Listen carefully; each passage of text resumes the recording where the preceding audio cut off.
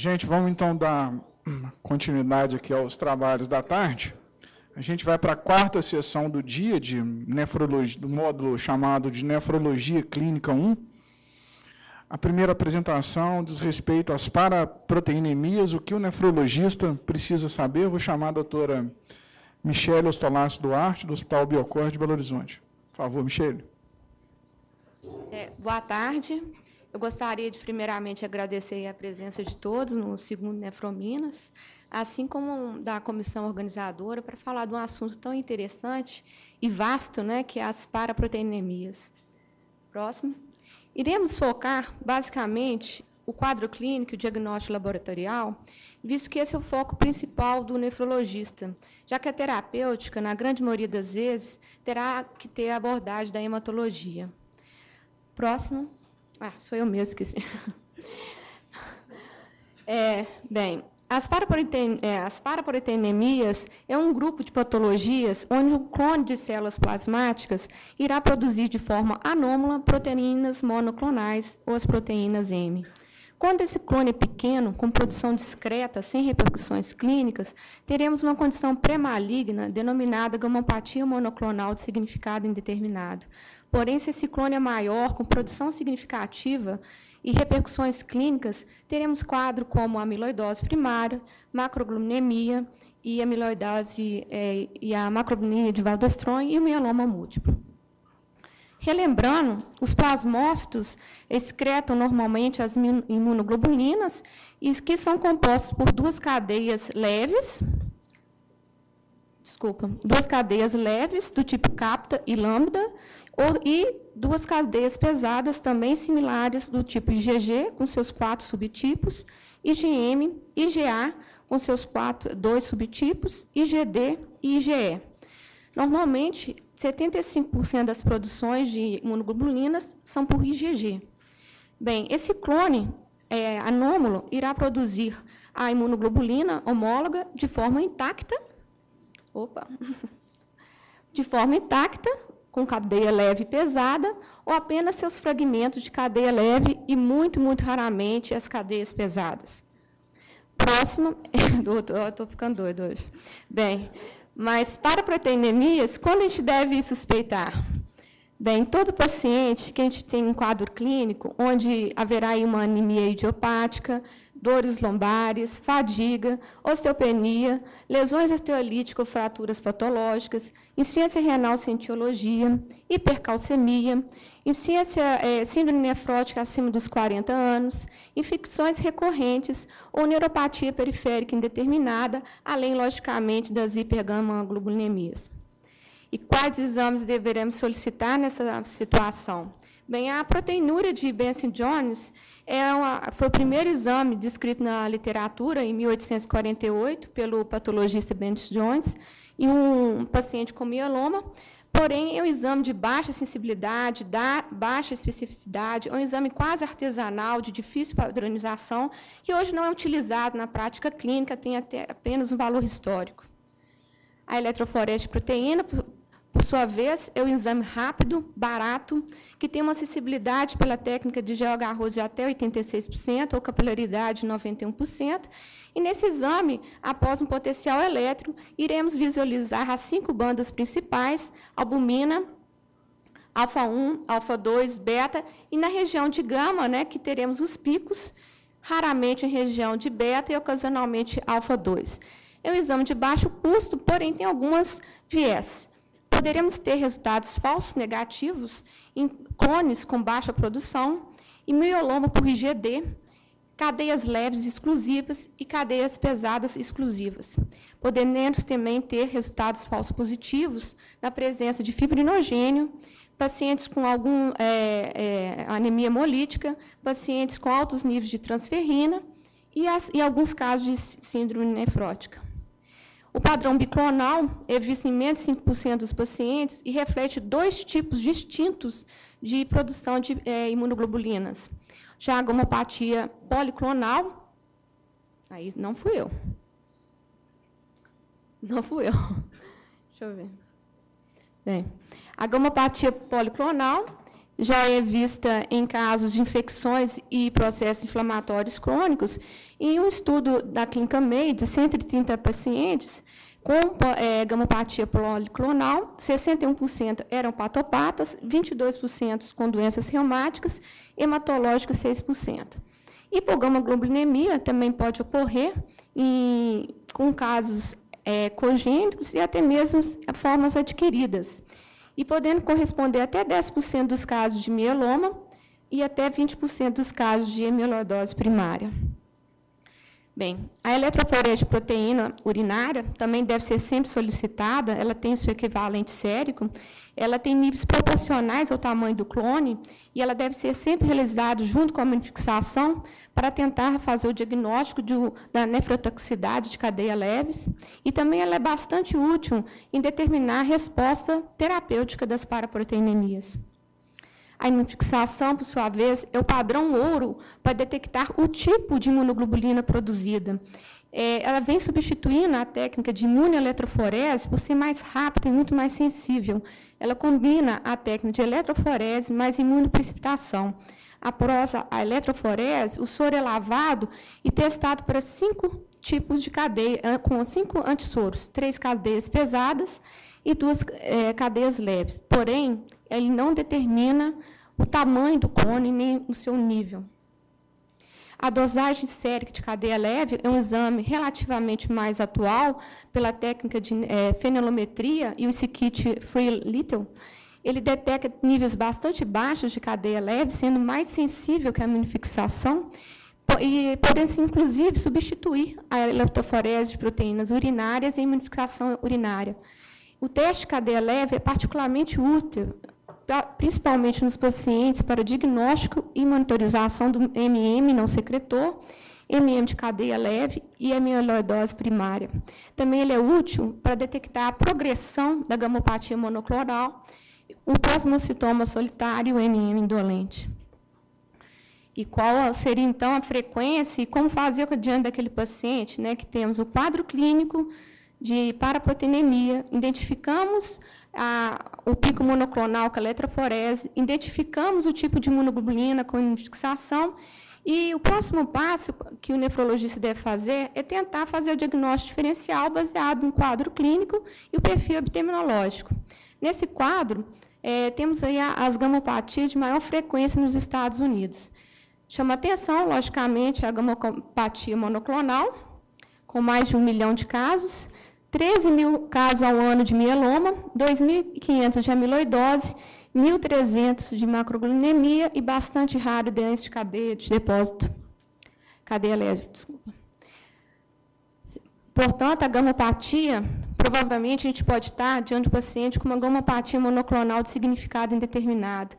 Isso é uma condição pré-maligna, que é presente em 3% de todos os pacientes acima de 50 anos, tem um índice de progressão de apenas 1% ao ano, e tem como característica não só a presença da proteína M com níveis abaixo de 3 gramas por decilitro, mas menos de 10% de plasmócitos na biópsia e ausência de lesões em órgão-alvos.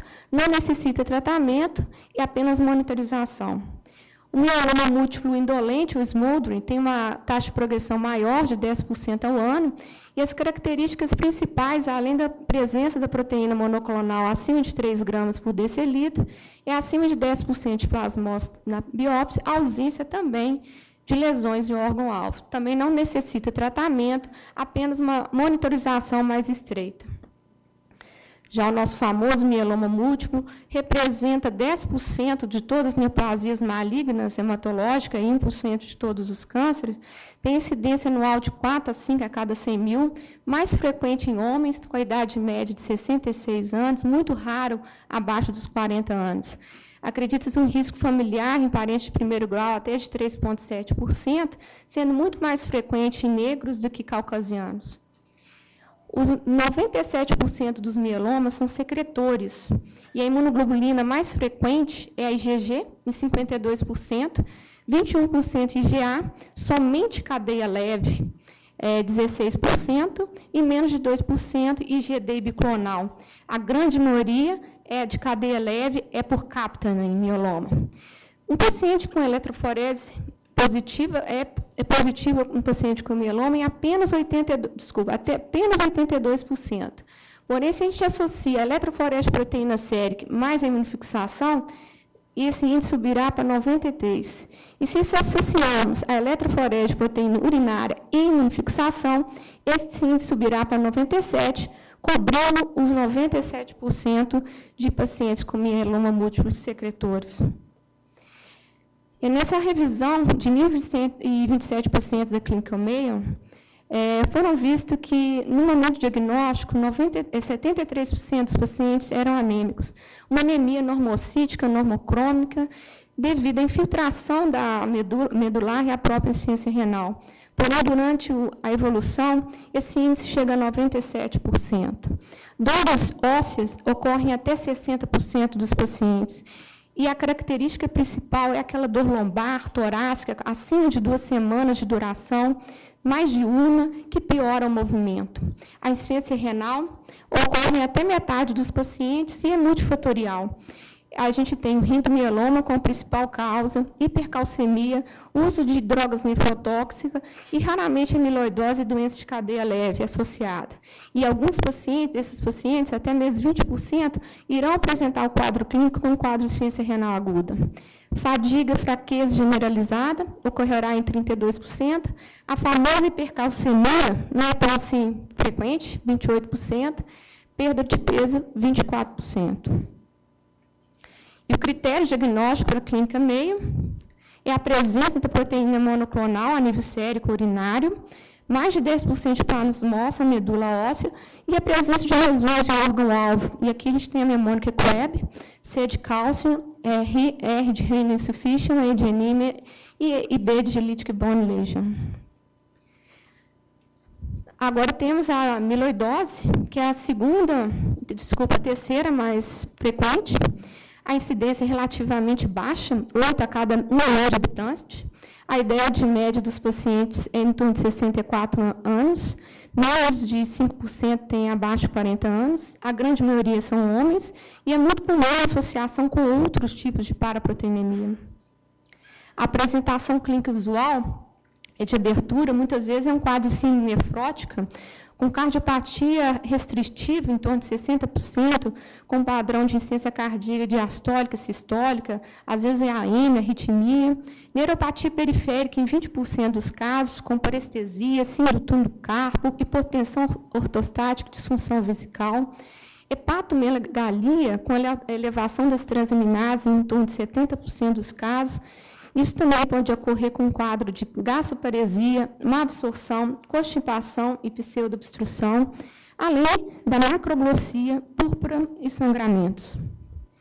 O laboratório nos irá mostrar, principalmente, a presença de cadeia leves em praticamente em metade dos pacientes, e praticamente 70% por lambda. IgG em 35%, IgA em 10%, IgM 5% e IgD apenas 1%. A produção de immunoglobulinas na amiloidose é bem mais baixa que o mieloma. E isso explica um pouco porque apenas 50% das eletroforeses são positivos a nível sérico. E quando a gente associa a infixação sérico-urinária, esse índice sobe para 90%. O diagnóstico é puramente histológico, que vai contar não só com a presença da proteína monoclonal, o depósito amiloide com vermelho Congo positivo no material de biópsia escolhido, além da evidência da relação desse depósito amiloide com a imunoglobulina de cadeia leve, através de técnicas de imunocitoquímica, e, logicamente, a presença de síndrome sistêmica relacionada a esse depósito amiloide. E onde biopsiar? Sabemos que a biópsia é positiva em 90%, a nível renal e hepático, até 80% em aspirado de gordura abdominal, 70% em biópsia retal, e 55% de medular e 50% de pele. Hoje em dia, tem-se postulado uma medida menos invasiva com a associação da biópsia de medula mais aspirado de gordura abdominal, que vai dar uma positividade de 90%. Se mesmo assim a gente tem uma forte suspeita de amiloidose, aí partiremos por a biópsia de órgão mais afetado, caso essa associação for negativa. A macroglobulinemia de Waldstrom, ela tem uma incidência mais baixa ainda, de 4 por milhão de habitantes. Nessa situação, o linfócito B começa a produzir de forma anômala apenas imunoglobulinas por IgM. É uma doença mais indolente, de caráter infiltrativo, e o quadro se apresenta normalmente como perda ponderal, distúrbios visuais, anemia, linfadenomegalia, hepatosplenomegalia e síndrome de hiperviscosidade em 30% dos casos. Não há lesões líticas, e envolvimento renal é muito raro, menos de 4%. E, finalizando, a doença de cadeia leve, e aqui a gente inclui a cadeia pesada e a mista cadeia leve e pesada, tem incidência e etiologia desconhecida. A idade média de diagnóstico é em torno de 55 anos, 85% dos pacientes, a imunoglobulina envolvida é a capta. É muito frequente a associação com mieloma, macroglobulinemia e a amiloidose. E a apresentação clínica usual é renal, um quadro de hematúria, síndrome nefrótica, hipertensão e rápida progressão à insuficiência renal crônica dialítica. A característica histológica mais interessante é a glomerulosclerose nodular, muito semelhante até mesmo à diabética, com depósitos granulares não amiloides, não basal e até mesmo tubular, que não se coram com vermelho congo e não formam fibras. A sobrevida é ligeiramente melhor do que a amiloidose, podendo chegar de 18 a 34 meses, e o tratamento ainda não é muito bem estabelecido. Portanto, aqui vamos ressaltar, finalizando esse assunto tão vasto, né, que a eletroforese de proteína sérica e urinária tem que ser realizada em todos os pacientes com suspeita clínica de paraproteinemia, né, para também detectar o tamanho desse clone. A imunofixação tem que ser sempre realizada, mesmo com a eletroforese negativa, tentando se identificar as cadeias leves, né? Próximo. Temos também que monitorizar os níveis, tanto a nível sérico e urinário, a cada 3 meses, para evidenciar a eficácia terapêutica dos pacientes em tratamento de mieloma, de amiloidose, de macroglobulinemia, e esses níveis também são muito interessantes de ser monitorizados nos casos de gamopatia para prever o risco de progressão. O diagnóstico diferencial é baseado no quadro clínico, no perfil epidemiológico, mas o diagnóstico definitivo realmente é patológico. E o tratamento se baseia basicamente na tentativa de tentar erradicar esse clone plasmático, através de quimioterapia, radioterapia, e o que tem melhores resultados realmente é o transplante autólogo de medula óssea, que é para poucos pacientes. Muito obrigada e desculpa aí pelos equívocos.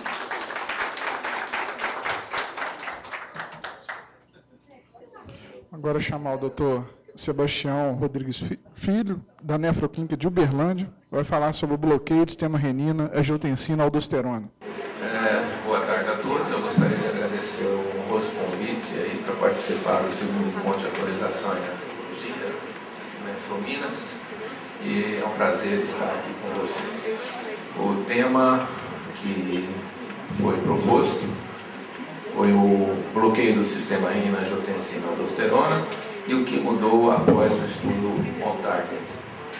Esse estudo, o OnTarget, ele avaliou a droga, o inibidor da enzima de conversão da angiotensina, sozinho ou em combinação, um bloqueador do receptor de angiotensina, sozinho ou em combinação com o inibidor da ECA, numa população especial de pacientes. Qual é o racional de fazer um duplo bloqueio? Qual é o racional de se fazer um duplo bloqueio no sistema renina-angiotensina?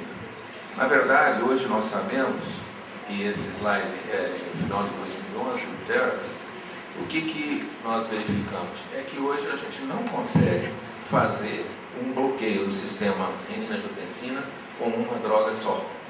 É necessário, você não consegue bloquear esse sistema utilizando monoterapia.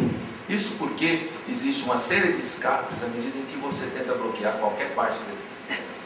Só para recordar, a prorenina atua na renina, a renina é uma enzima que faz com que o angiotensinogênio transforme a angiotensina 1, que é um decapeptídeo, na angiotensina 2, que é um octapeptídeo, sofre a ação da enzima conversora de angiotensina 2, e a angiotensina 2 atua em cima do receptor da angiotensina e também estimula a aldosterona.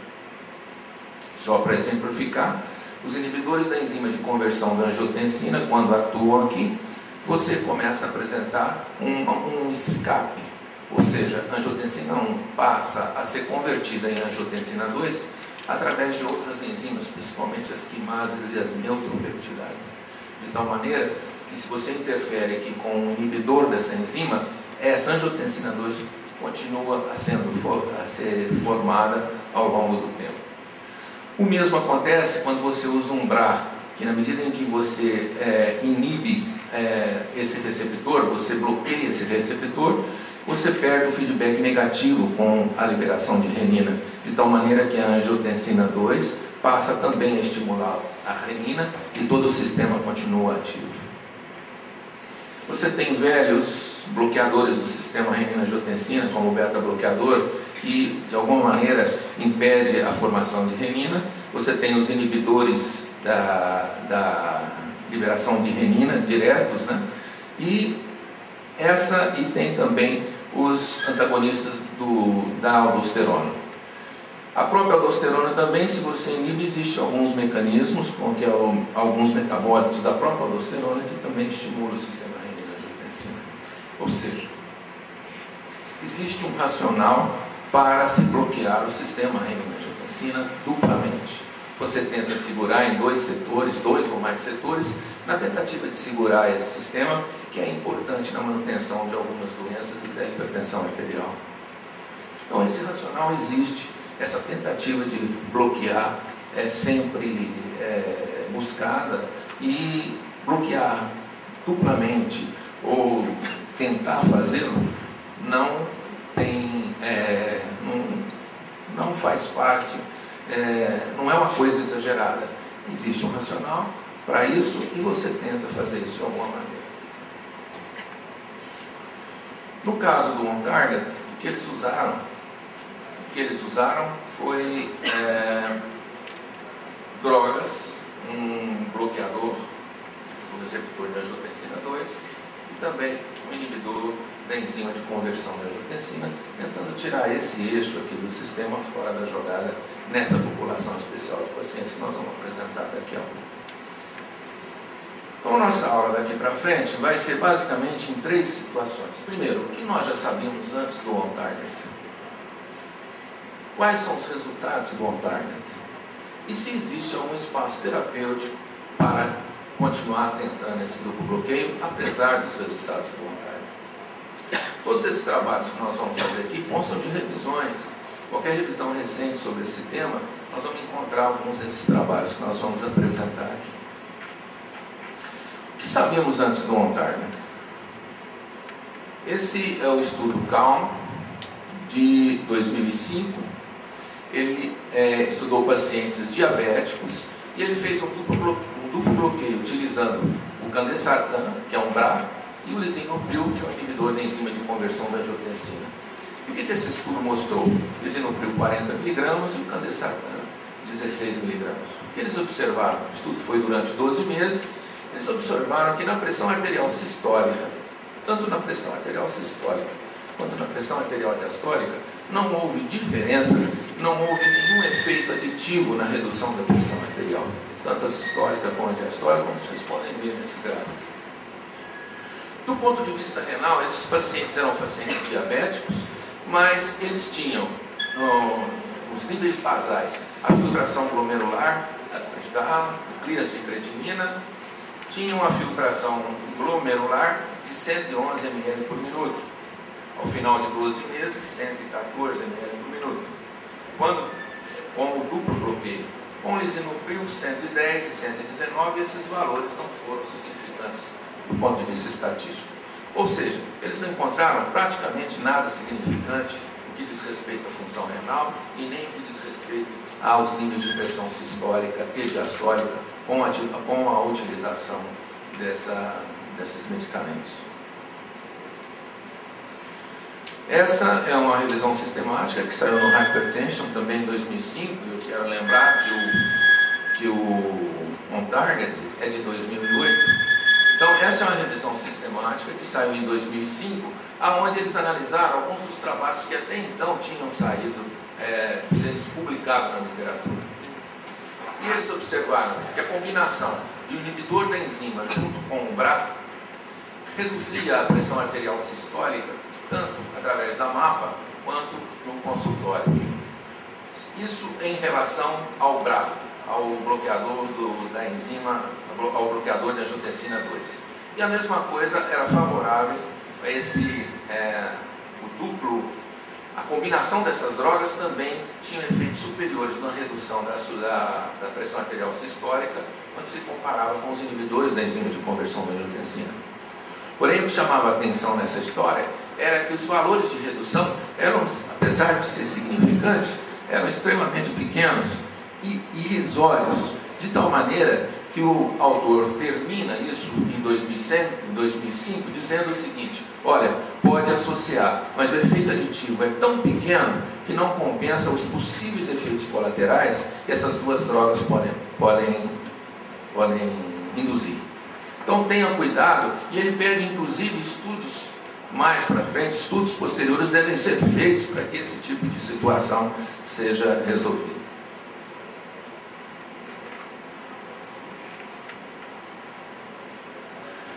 Esse é outro estudo, também publicado em 1999 e bastante citado, é o estudo Resolve, onde eles observaram um grupo especial de pacientes, os pacientes portadores de insuficiência cardíaca congestiva. E eles observaram que a combinação de candesartan com enalapril praticamente manteve aos 17 semanas e 43 na 43ª semana, praticamente o volume sistólico final e o volume diastólico final praticamente era o mesmo do início do tratamento. Enquanto que as drogas separadas, sozinhas, o candesartan sozinho e o enalapril sozinho, praticamente os pacientes aumentavam o volume ventricular. Além disso, eles observaram que esses pacientes portadores e que tomavam a combinação das drogas, eles praticamente esboçavam uma melhor fração de ejeção. Ora, o que esses autores concluem é que a associação do inibidor junto com o BRA, eles foram bastante eficazes naqueles pacientes que tinham insuficiência cardíaca congestiva. Tanto é que eles não tinham, depois de 43 semanas, eles não tinham a remodelação ventricular. Ao contrário dos outros, que aumentavam o seu volume, o volume ventricular, principalmente parede posterior, esse grupo que tomavam as duas drogas, eles não apresentavam esse tipo e tinham a câmara cardíaca, o volume cardíaco mantido.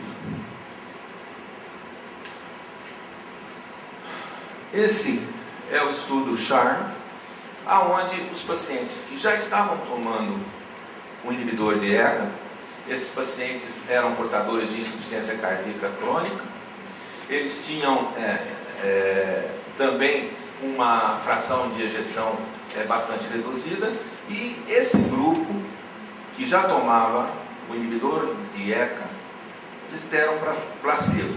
E um outro grupo, eles deram o candesartan.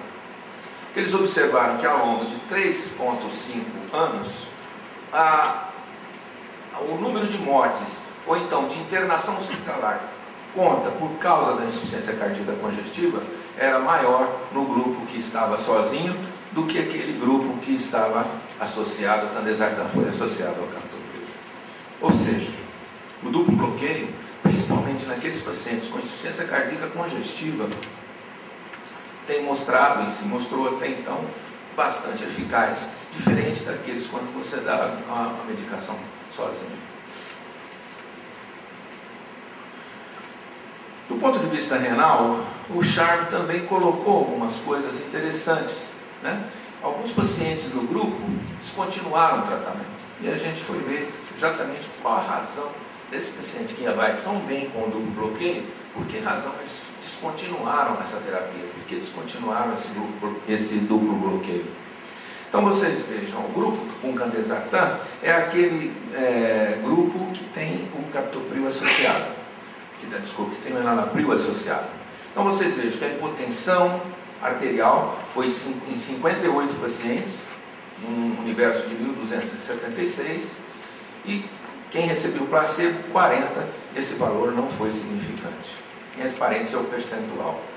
O aumento da creatinina, nós tivemos no grupo que existia, que fazia o duplo bloqueio, 100 pacientes aumentaram a creatinina. E aquele grupo que tomava o placebo, ou seja, só o enalapril sozinho, metade apenas aumentou a sua creatinina. Hipercalemia, nesse estudo CHARM, 44 pacientes em um universo de 1.276 que usavam a combinação de drogas, 44 pacientes tiveram hipercalemia e tiveram necessidade da droga ser suspensa. No grupo que tomou placebo, apenas 9, e essa diferença deu bastante significante. Ou seja, apesar de ser efetivo do ponto de vista renal, algumas coisas andam acontecendo um pouco diferente. Ou seja, apesar do número ser muito pequeno, 100 em 1.276, 44 em 1.276, existe sim uma preocupação, o risco de alguma maneira desses pacientes apresentar esse tipo de alteração estava aumentado. Esse é o estudo, o VALID. Esse estudo também foi, aqui está comendo, não lembro, 2006, se não me engano. O que eles observaram? Que os pacientes com terapia com valsartan e captopril sozinha, praticamente tiveram o mesmo tipo de morte de qualquer causa, não teve nenhuma diferença ao longo de 36 meses de duração do estudo, e também todos os endpoints cardiovasculares combinados, não se mostrou nenhuma diferença quando você faz a combinação desses pacientes e quando você faz as drogas sozinhas nos pacientes com insuficiência cardíaca e disfunção ventricular esquerda. E do ponto de vista renal, o que esse estudo mostra para a gente? Os pacientes tiveram resultando, algum grupo teve que reduzir a dose e outro grupo teve uma redução, uma descontinuação permanente dessa medicação. O que aconteceu? Desses pacientes, 90 deles aqui, do que tiveram que parar completamente a droga, 90 de pacientes, num grupo de 4.862, 90 pacientes descontinuaram por conta de hipotensão, na combinação com valsartan 70 e com captopril 41. Problemas renais, 61 pacientes no grupo com ação combinada, 53 no grupo só com o valsartan e com o captopril 40. Esses valores foram significantes, essa diferença aqui. Hipercalemia, 12 pacientes no universo de 4.800 tiveram que parar realmente a medicação, 7 no valsartan, 4 no inibidor da enzima. Tosse, racho cutâneo, distúrbio do paladar, angedema, e qualquer um dos eventos acima, ou qualquer efeito adverso, foi maior no grupo com ação combinada. Ou seja, paciente com insuficiência cardíaca, a combinação dessas medicações é boa do ponto de vista de promover uma redução da mortalidade, uma redução das internações. Você promove você não promove uma alteração, você impede o remodelamento ventricular, de tal maneira, mas do ponto de vista renal, existem alguns detalhes aqui que também alertaram a gente em 1903, que eu não lembro do que cortaram. Do ponto de vista também da proteinúria, foi visto pacientes portadores de nefropatia, não é a nefropatia diabética, mas que estavam com proteinúria. Eles observaram que quando você dá a droga sozinha, tanto o BRA quanto o IECA, e a combinação delas, o que acontece com o percentual de queda na proteinúria inicial? Ou aonde você encontrou o maior valor percentual de queda em relação aos níveis basais foi na combinação. Essa combinação, essa queda foi maior do que essa e do que essa. E aqui você não pode falar que foi a hipotensão postural que de alguma maneira interrompeu a excreção de proteínas, porque diminuiu o fluxo sanguíneo, essa coisa toda, porque a queda pressórica foi basicamente a mesma nesse cidadão. Então, novamente, nos pacientes em que não são diabéticos, os pacientes que são proteinúricos, a associação de drogas, associação do inibidor do IECA mais um BRA, esses são interessantes. Está terminando? Bom, quais são os resultados então do OnTarget? É importante verificar aqui o tipo de paciente que entrou nesse estudo. É o Ramipril nessa dosagem, é o Termisatan nessa dosagem e a combinação de ambos. A idade eram pacientes acima de 60 anos, a pressão arterial era os grupos eram muito homogêneos, 140 milímetros de pressão arterial por 80 de diastólico, frequência cardíaca a mesma, o índice de massa corpórea a mesma, os exames de alguma maneira a mesma coisa, potássio a mesma coisa, creatinina em micromols por litro, 93,5, que dá em torno de 0,9 a 1 miligramas por cento, praticamente eram os valores basais que esses pacientes estavam apresentando. Agora olha a história clínica.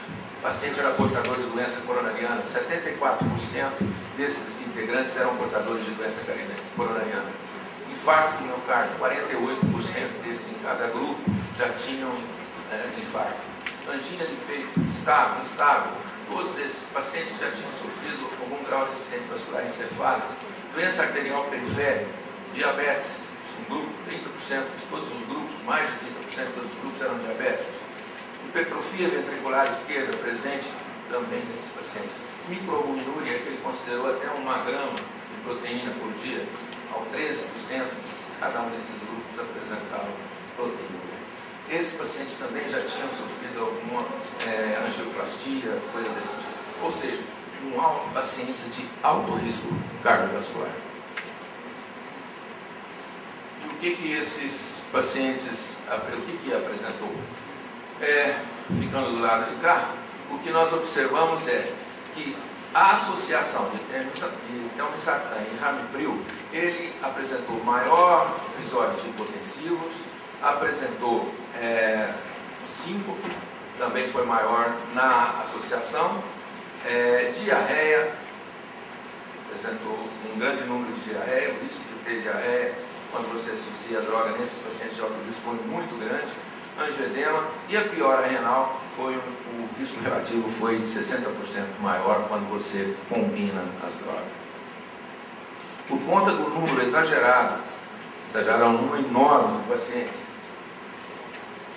que participaram do OnTarget, esses dados praticamente caíram na comunidade nefrológica como uma bomba, como se fosse um tabu fazer bloqueios do sistema, fazer duplos bloqueios do sistema renina-angiotensina.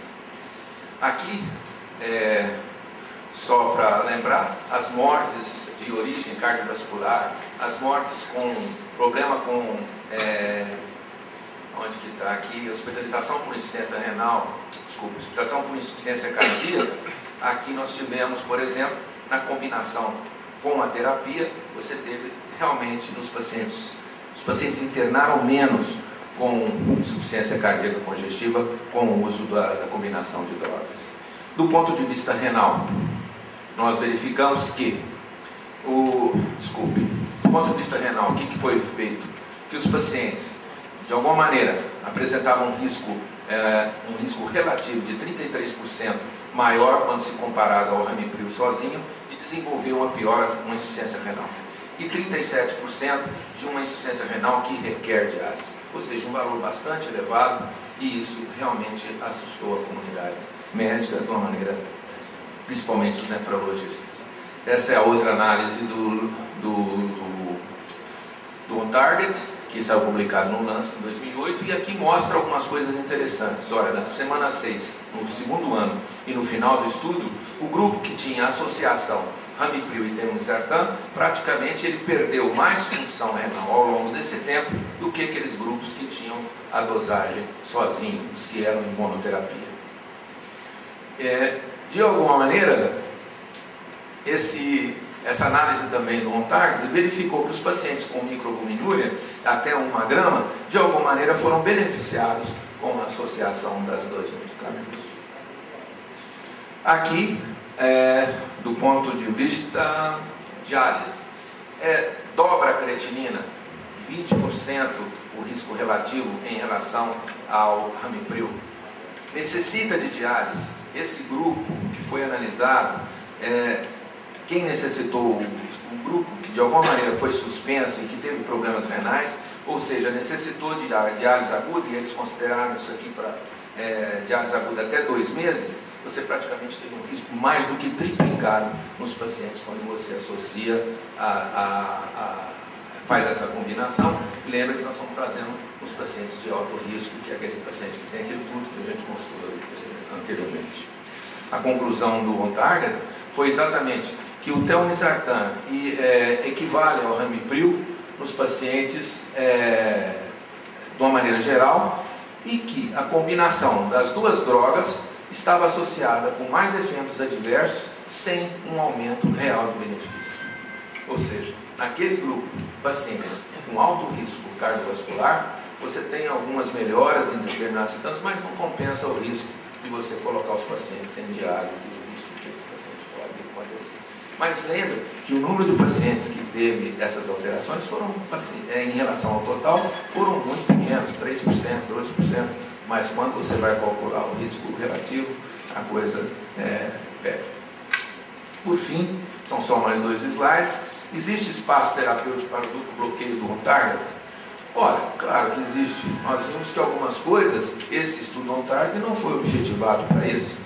Quando você tem pacientes com insuficiência cardíaca congestiva, ou quando você tem alguns pacientes, eu esqueci de dizer aí, mas aquela insuficiência cardíaca pós-infarto do miocárdio, eu não sei aonde que eu perdi aí na correria, mas nesses pacientes que têm insuficiência cardíaca pós-infarto do miocárdio, essa associação não vale, ela não tem nenhum benefício.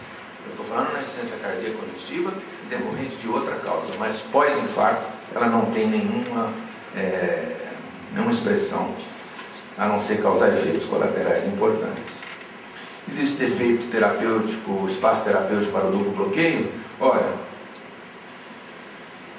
se for baseado no OnTarget, tem que lembrar algumas críticas, né? Você precisa criticar também algumas coisas. Primeiro, esse estudo, ele não titulou os valores da pressão arterial sistêmica. 31% dos seus integrantes eram pacientes normotensos. E além do mais, a dose era fixa. Se dava as drogas em dose fixa para todo mundo. Então nós tivemos alguns episódios de hipotensão, e pode ser que essas hipotensões que foram observadas tenham agravado e tenham levado os pacientes para insuficiência renal. Doses inapropriadas de inibidor de ECA e BRA com hipotensão postural, quer dizer, o paciente tem hipotensão postural, você continua dando doses elevadas, a dose de telmisartan foi acima do considerado normal, e essa é uma crítica que também faz ao trabalho. Outra crítica importante é a presença de estenose oculta em artéria renal. Esses pacientes tinham acima de 60 anos e essa investigação não foi feita. E a gente sabe que quando você dá qualquer droga inibidor do sistema angiotensina em paciente que tem uma lesão fixa na artéria renal, você pode promover uma elevação da ureia e creatinina. Outra crítica que se faz a esse trabalho é que o cálculo da filtração glomerular estimado foi feito pela fórmula MDRD. Essa fórmula acima de 60 ml tem uma grande variabilidade de doente para doente. E de repente, nós estamos falando lá em reduções de 2, 3, 4 ml por minuto, e na verdade, nós tínhamos um grande percentual de pacientes com filtração glomerular acima de 60. E essa fórmula, ela tem uma grande variabilidade de doente para doente. E a outra coisa importante que esse autor critica e que saiu no Nephrology Dialysis Transplantation é que os autores não excluíram a queda inicial da filtração glomerular nas comparações, e se excluídas, as reduções foram mínimas nos 3 grupos. Ou seja, quando você dá o inibidor de enzima de conversão, você tem uma queda de até 20% na filtração glomerular. E depois a gente sabia anteriormente que essa coisa ia voltando ao normal. Nesse estudo, eles não excluíram essa primeira fase, eles agruparam essa queda e somaram tudo e fizeram a média lá para frente. Essas são as críticas que esse autor faz aí. Por fim, é o último slide. O que saiu publicado agora em 2011 é esse grupo aqui importante do Alabama, importante na área de hipertensão. Eles tentam dar algum tipo de racional para você usar, indicação para você usar o duplo bloqueio. Ou seja, inibidor de enzima mais BRA. Pacientes com hipertensão não complicada, não adianta dar. Você não tem nenhum efeito aditivo, em melhorar, em reduzir a pressão arterial. A associação nos pacientes com insuficiência cardíaca, que não seja aquela que veio pós-infarto agudo do miocárdio. Existem evidências fortes aqui, a gente está falando de evidências científicas. Nefropatia, os pacientes aqui você pode ler como proteinúria, né? Não em pacientes diabéticos. Essa proteinúria, você vai encontrar aqui evidências importantes de que o duplo bloqueio é favorável, reduz a proteinúria e pode prolongar pode retardar a entrada em diálise. Pacientes com eventos cardiovasculares considerados de alto risco, realmente você não deve fazer, e pós-infarto também você não deve associar. E os outros bloqueios? Essa não foi o tema da minha aula. Os outros bloqueios estão sendo estudados. E os outros bloqueios a gente vê principalmente os inibidores da renina, né? E que foram associados aos inibidores da ECA ou BRA.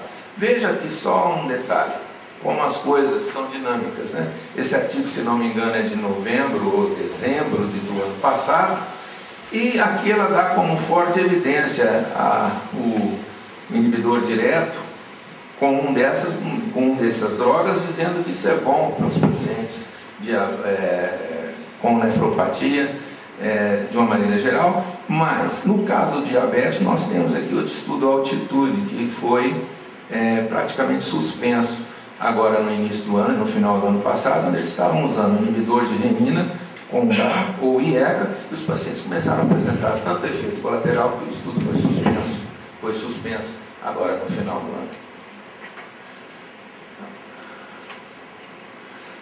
Obrigado mais uma vez, e fica a mensagem que eu acho que o duplo bloqueio depois do tarde é possível. Você tem que ter uma certa bom senso, inclusive na hora de investir, na hora de prescrever essas medicações. Muito obrigado. Obrigado, doutor Sebastião. Vamos para a próxima palestra sobre rastreamento de hipertensão secundária, como e quando fazê-lo, doutor Marcos Carvalho, da Nefroclínica de Fora. Por favor, doutor Marcos.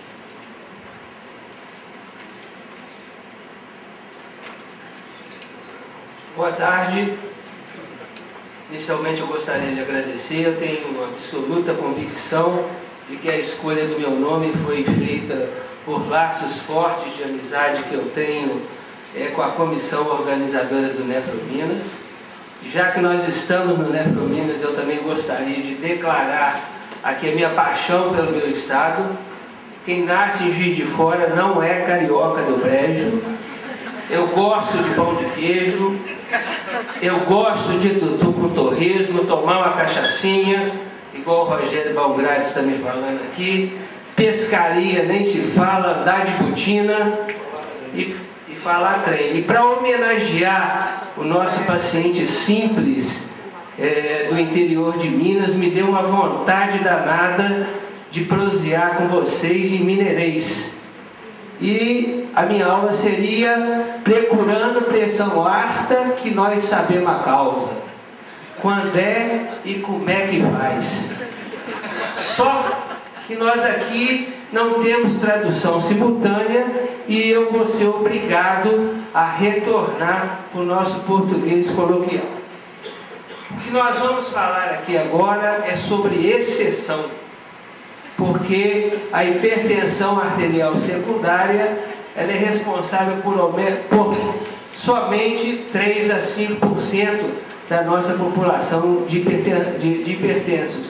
E por essa razão, não existe uma custo-efetividade em se pesquisar sistematicamente causas secundárias de hipertensão arterial. Eu costumo falar para meus alunos que quem pensa em raridade acerta raramente. E no que diz respeito à hipertensão arterial, o que nós precisamos conhecer realmente é o perfil da hipertensão arterial essencial no nosso meio. Nosso paciente hipertenso tem a sua hipertensão de início entre os 30 e 50 anos de idade, ele é predominantemente da raça negra ou descendente da raça negra.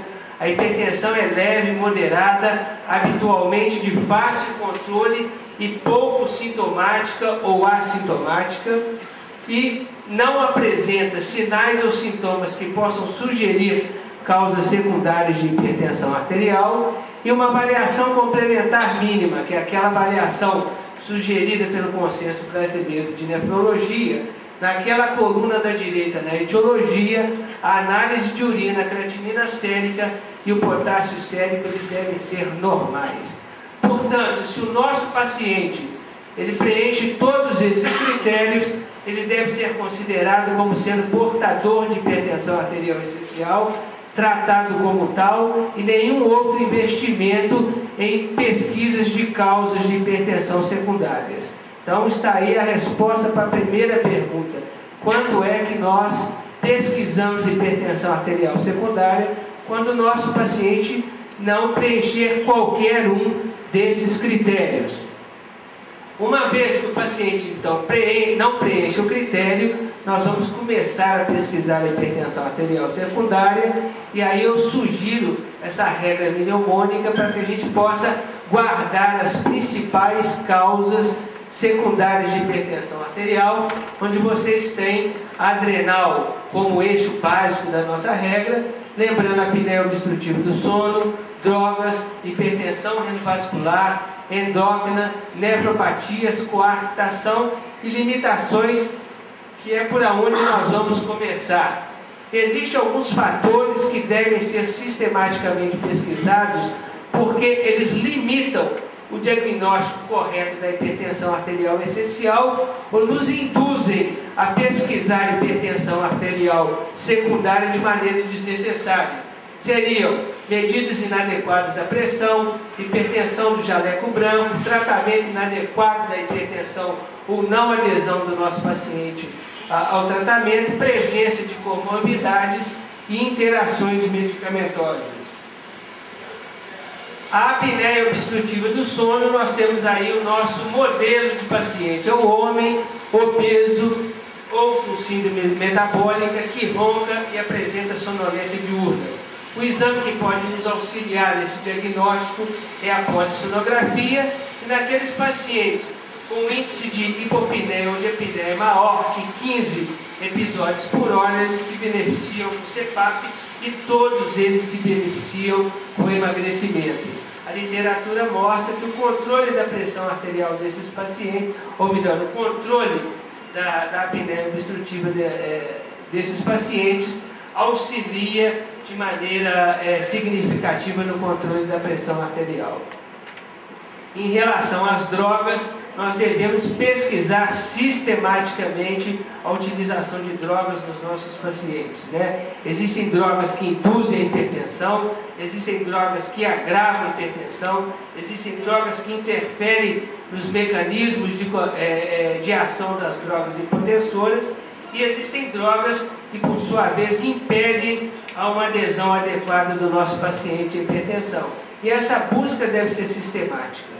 Nós temos que perguntar para o paciente se ele toma, se a nossa paciente, se ela toma pílula anticoncepcional. Quando você pergunta se você toma medicamento, a maioria vai dizer que não. 86% vão dizer que não toma medicamento. Na hora que você pergunta, você toma contraceptivo oral? Elas vão falar, isso aí, o contraceptivo realmente eu tomo. Então a busca ela precisa ser uma busca ativa. Em relação à hipertensão renovascular, é aquela hipertensão secundária a uma estenose de artéria renal, onde as duas principais etiologias são as fibrodisplasias da artéria renal e a doença arteriosclerótica.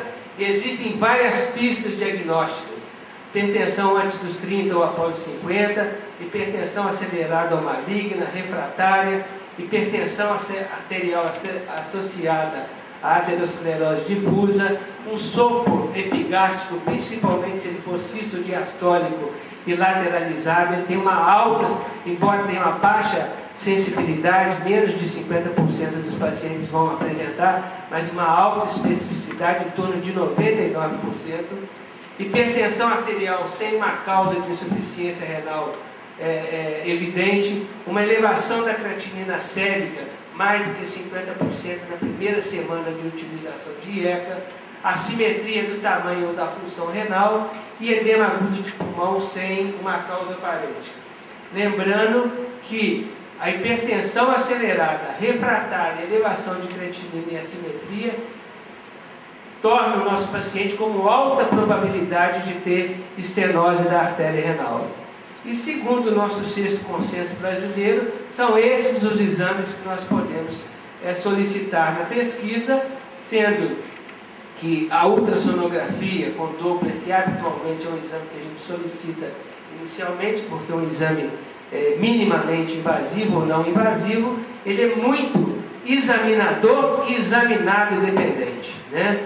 O examinado, porque em indivíduos obesos é praticamente impossível a gente fazer um bom estudo de Doppler de artérias renais. Isso não faz parte do meu tema, né, o tratamento da estenose de artéria renal, mas isso aí é um compilado de resultados de diversos trabalhos. O paciente que tem estenose de artéria renal, se for por lesão fibrodesplásica, geralmente ele responde bem aos tratamentos intervencionistas. Já no paciente com doença aterosclerótica, se o seu paciente tem um controle adequado da pressão arterial, a função renal dele é estável, a estenose é pequena, ele já tem evidência de comprometimento glomerular e o renograma dele é negativo, esse paciente provavelmente vai se beneficiar se você mantivê-lo em tratamento clínico, em mantê-lo em tratamento clínico. O que nós estamos aguardando hoje, de vez em quando mineirês voltam. O que nós estamos aguardando hoje é o resultado desse grande trial específico em doença aterosclerótica.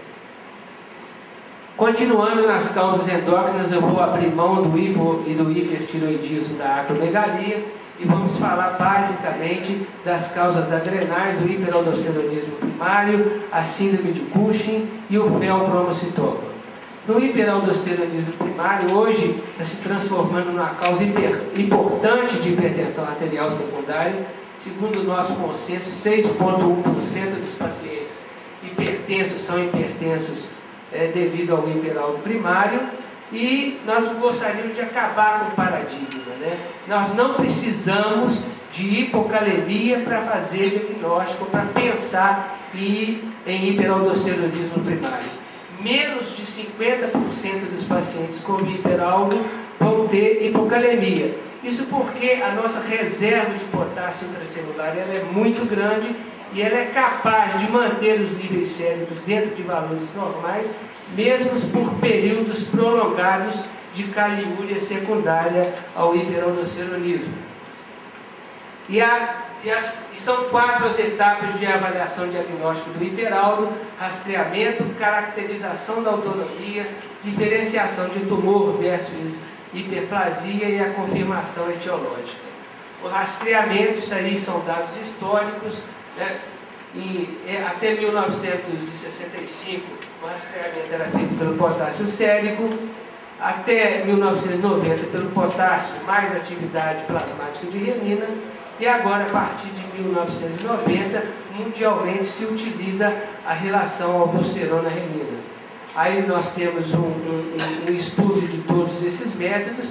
A gente pode observar que o potássio, se ele for uma hipocalemia espontânea, extremamente grave, né, você pode ter uma alta probabilidade do diagnóstico de hiperaldosteronismo. Mas o que a gente utiliza atualmente é a relação aldosterona-atividade renina plasmática e o ponto de corte.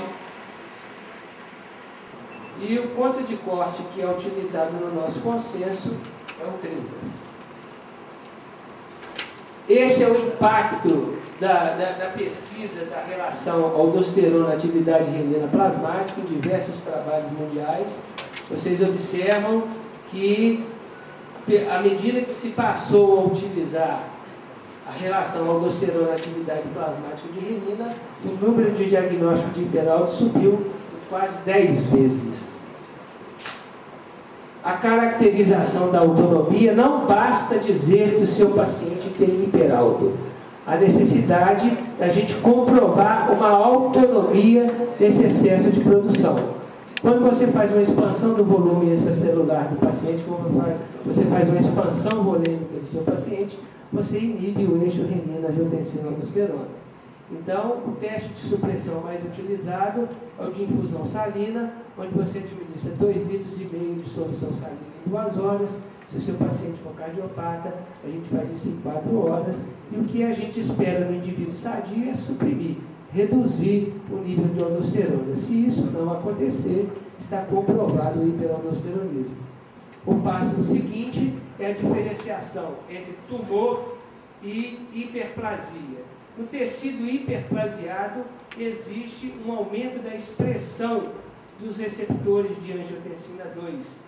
E esses indivíduos com hiperplasia, eles respondem a um estímulo postural da mesma maneira que o indivíduo sadio. Ou seja, eles aumentam a produção de aldosterona. Já no paciente com adenoma de suprarrenal, esses pacientes não têm esse aumento da expressão de receptores e eles não respondem ao estímulo postural. Finalmente, a confirmação etiológica, que é feita basicamente por estudo de imagem, onde a TC é superior à ressonância magnética. Esse aqui é o esquema sugerido pelo nosso consenso, eu acredito que todo mundo sabe, é um resumo do que eu acabei de falar. Na síndrome de Cushing, quando o indivíduo tem todos os sinais e sintomas da síndrome de Cushing, é fácil a gente pensar no diagnóstico. O problema é na síndrome de Cushing subclínica, onde o paciente tem uma normalidade hormonal mais frequente, onde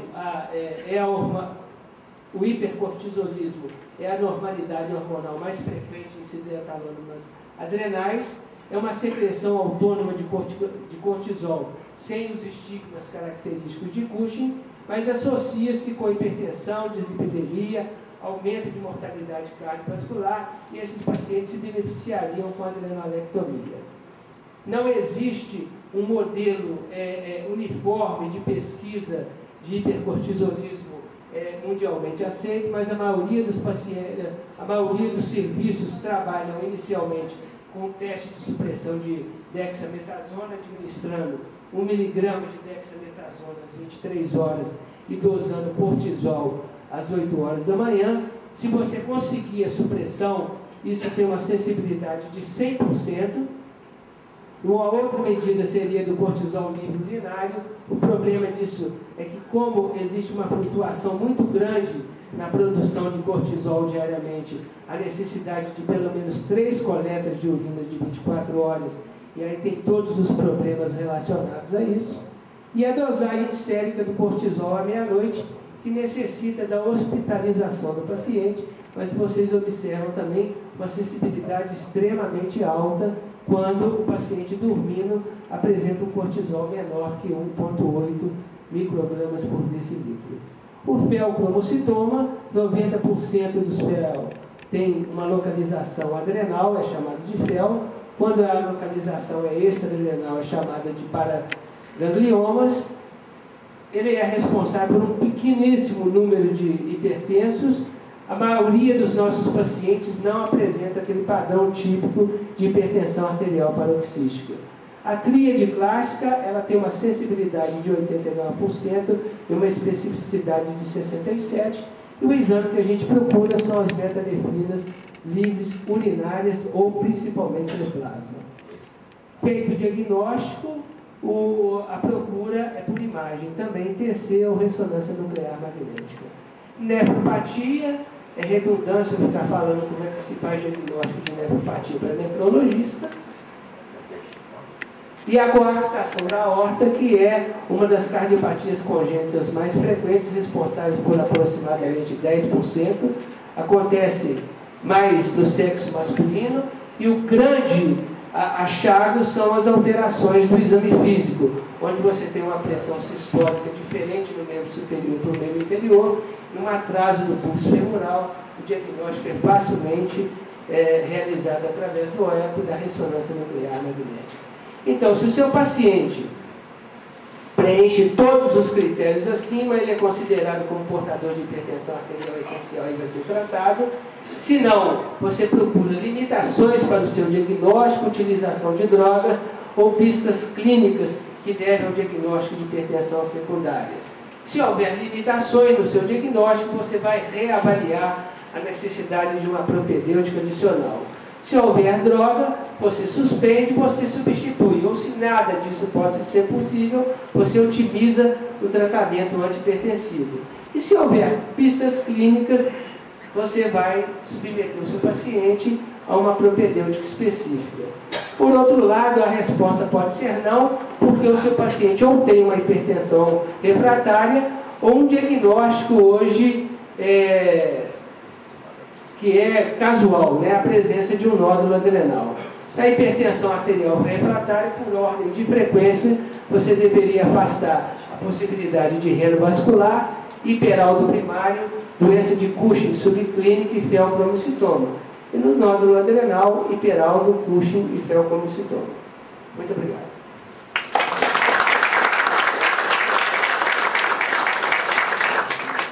Chamar os palestrantes para a gente abrir espaço para perguntas. Vai ter tempo para 2 perguntas, a palavra está aberta. Eu queria pedir uma opinião ao Marcos. Um caso de um paciente ativo, 48 anos de idade, hipertenso.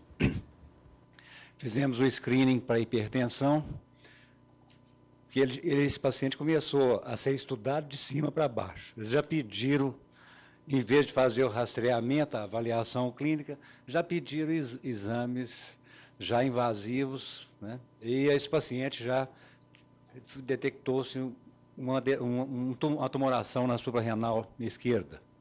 Esse paciente com história de hipocalemia persistente e espontânea. Só que com tratamento clínico, reposição de potássio e antihipertensivo, esse paciente vem mantendo estável, uma estabilidade muito bem controlada. Mas, de todo jeito, quando fomos avaliá-lo, esse paciente, aí fizemos todo o screening, como você recomendou, e os resultados foram indefinidos. Tá? E o paciente, preocupado com a cirurgia, que o cirurgião, ele caiu na mão de vários clínicos, e quem fez o diagnóstico foi um cirurgião geral, né? E o cirurgião indicou a cirurgia. Eu dei uma opinião de ser conservadora em relação a isso, porque o paciente estava numa expectativa de que ele iria, definitivamente, controlar a sua pressão arterial, que já estava controlada.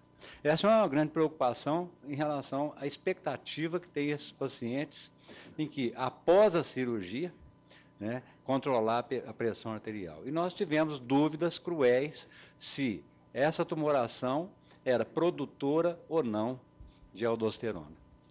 Eu queria pedir a sua opinião para ver se você agiria assim conservadoramente em relação a esse paciente. Ô, João, obrigado pela pergunta, mas a resposta é extremamente difícil, né? A minha experiência com hiperaldosteronismo primário é a propósito de um caso, então é uma experiência relativamente pequena, né? Quase nula, mas eu acredito o seguinte: se você não tem evidências laboratoriais de hiperaldosteronismo, me parece que é um incidentaloma não funcionante, né? Se fosse um paciente mais idoso, né, pacientes mais idosos, 90% dos incidentalomas, eles são não funcionantes. No paciente mais jovem, a frequência de incidentalomas funcionantes é maior, sendo que as manifestações mais frequentes são de Cushing, FeO e hiperaldo. Mas se você fez o rastreamento procurando hiperaldo e não encontrou, para mim esse é um incidentaloma não funcionante, não tem por que operar, né? Eu acredito que a sua conduta absolutamente conservadora no paciente que respondeu bem ao tratamento está resolvido. Agora, eu não estou conseguindo entender como seria um incidentaloma não funcionante sem hiperalto com a hipocalemia tão acentuada, né? Será que foi um falso negativo nos seus dados laboratoriais? E com controle a posteriori, o paciente recebe altas doses de reposição de potássio para manter o potássio normal, a calemia normal. Interessante. Eu não sei se eu não sou hipertensólogo, João. Eu sou nefrologista clínico. Talvez o Rogério, o professor Sebastião aqui, possa adicionar mais alguma coisa a essa sua pergunta. Do ponto de vista clínico, compressão arterial controlada, função renal preservada, tomando os medicamentos e repondo potássio oral. Vale a pena a agressão da intervenção cirúrgica? Não é? Ou qual a resposta terapêutica em relação à hipertensão? Talvez o benefício seria controlar o potássio.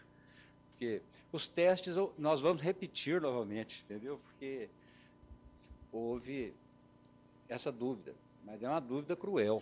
Tá?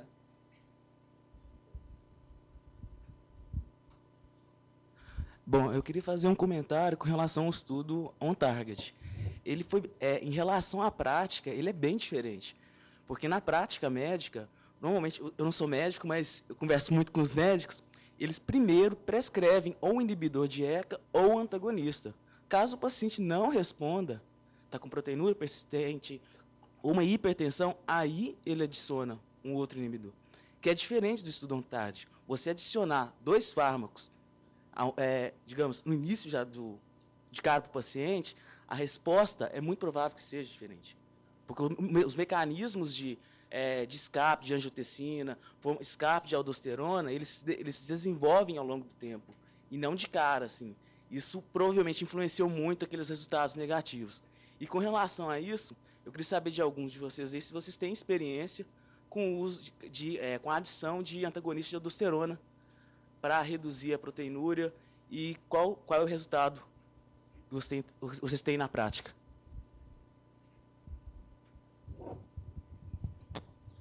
Olha, eu concordo com você, exatamente isso que acontece na prática, né? A gente entra com uma droga, depois, posteriormente, tenta um bloqueio, quer dizer, nunca a gente está entrando de uma única vez, a não ser nos casos de que você possa vir já com uma medicação combinada para determinadas situações, onde existe uma redução de dose de cada um desses fármacos. Isso muitas vezes você encontra aí essas associações aí para ser vendida.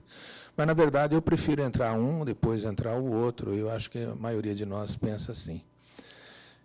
A questão da aldosterona em reduzir proteinúria, né, os antagonistas da aldosterona, né, principalmente o eplerenone, essas coisas têm sido bastante estudadas já. Você tem um efeito antifibrótico desses pacientes, e muitas vezes, quando você introduz dos mineralocorticoides aí, como é que chama? O eplerenone, você tem efeito antifibrótico, você consegue melhorar a proteinúria, você tem, inclusive, redução de pressão arterial, principalmente naqueles casos de pressão refratária.